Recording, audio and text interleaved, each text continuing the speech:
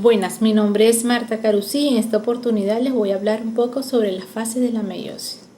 Primeramente, ¿qué es la meiosis? La meiosis es la forma de división del material genético de un núcleo. Este se denomina meiosis y es un proceso que, aunque comparte mecanismo con la mitosis, no debe confundirse con ella, ya que es propio de la división celular de los gametos. Esto se produce en las células genéticamente distintas y se combina con la fecundación y es el fundamento de la reproducción sexual y la variabilidad genética. Este proceso se lleva a cabo en dos divisiones nucleares y citoplasmáticas, como lo podemos visualizar en esta imagen, que es la primera división meiótica y la segunda división meiótica, o simplemente podemos decir meiosis 1 o meiosis 2. Y estas ambas comprenden varias fases, de las cuales son profase, metafase, anafase y telofase. En la meiosis 1, como dijimos anteriormente, es la primera división celular de la diploide, conocida como la reductiva, pues resulta en células con la mitad de carga genética. En ella vemos la primera fase, que es la profase. Es la primera división meiótica, es la etapa más compleja del proceso y se divide en 5, que es lectóteno, cigóteno, paquiteno, diploteno y diacénesis.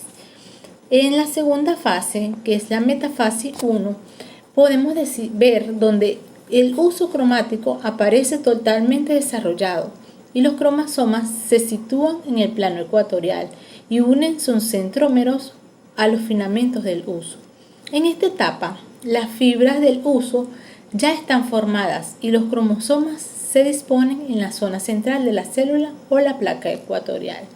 En la otra fase, como es la anafase, vemos cómo las quiasmas se separan de forma uniforme y los microtúbulos del uso se acortan en la región del cistenocoro.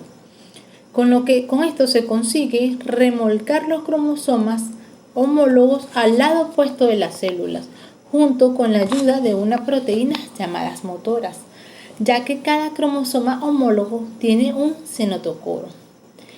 Ahí vemos cómo se forma un juego haploide en cada lado y en la repartición de los cromosomas homólogos a cada par. El cromosoma materno se dirige a un polo y el paterno al otro polo contrario.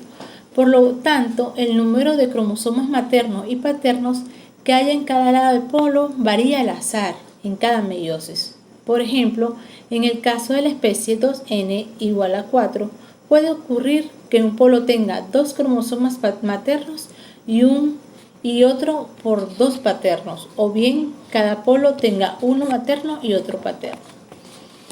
En la otra fase, como vemos que es la telofase 1, decimos que cada célula hija ya tiene la mitad del número de cromosomas, pero cada cromosoma consiste en un par de cromatinas. Y también vemos como los microtúbulos que comprenden la red del uso mitótico desaparecen. Y vemos también una membrana nuclear que rodea el sistema haploide. Y vemos los cromosomas cómo se desarrollan nuevamente dentro de la carioteca, que es una membrana nuclear. Y esto ocurre mediante la citocinesis, que es un proceso paralelo en el que se separa la membrana celular y las células animales o la formación de estas células vegetales, finalizando con la creación de 2 células hijas.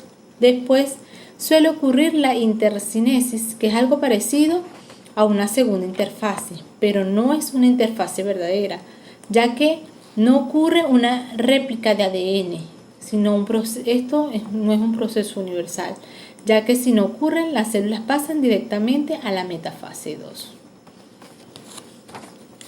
Vemos el otro proceso como es la meiosis 2, que es conocida como la fase duplicativa, pues se asemeja a la mitosis y se forman 2 individuos enteros, duplicando el ADN. La meiosis 2 aquí en esta se separan las cromatinas, produciendo 2 células hijas, cada una de ellas con 23 cromosomas haploides, y cada cromosoma tiene solamente una cromatina.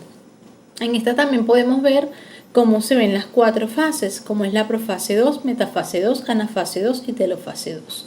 En la profase 2 vemos que se separa también una profase temprana y una profase tardía.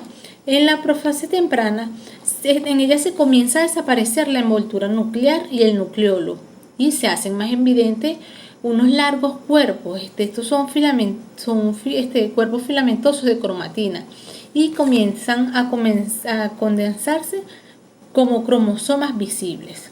En cambio, en la profase tardía, los cromosomas continúan acortándose y engrosándose. Se forma el huso entre los centriolos que han desplazado a los polos de la célula. En la metafase 2, podemos ver cómo las fibras del huso se unen a los cinetocoros de los cromosomas. Estos últimos se alinean a lo largo del plano ecuatorial de las células y podemos decir que en la primera y la segunda metafase se puede distinguir con facilidad, ya que en la metafase 1 las cromatídeas se disponen en 4 trétadas. En cambio, en esta metafase 2 lo hacen en grupos de 2, como lo podemos ver. Se hace una metafase mitótica. Esto no es siempre tan evidente en las células vivas. Pasamos a la otra fase, como es la anafase 2. En ella, las cromatinas se separan en sus centrómeros y un juego de cromosomas se desplaza hacia cada polo. Durante esta metafase 2, las cromatinas unidas a las fibras del huso en sus cinetocoros se separan y se desplazan a los polos opuestos, como lo hacen en la anafase mitótica y como lo hacen en la mitosis. Cada cromatina se denomina ahora un cromosoma. En la telofase y última fase de esta meiosis 2, podemos decir que hay un miembro de cada par homólogo o cada polo. Cada uno es un cromosoma no duplicado. Vemos cómo se ensambla a las envolturas nucleares y desaparece el huso acroático. Y podemos ver que los cromosomas se alargan en forma gradual para formar hilos de cromatina. También vemos cómo ocurre una citocinesis y una división celular se completa.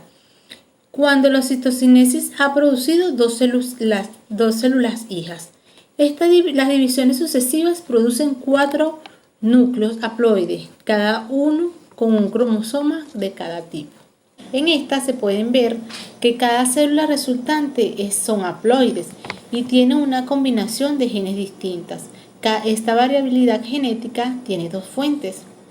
Podemos decir que la primera se hace durante la meiosis, que es los cromosomas maternos y paternos, y se barajean de modo que cada uno de par se distribuye al azar en los polos de la anafase 1, y en la segunda que podemos decir es que se intercambian segmentos de ADN. Muchísimas gracias por su atención.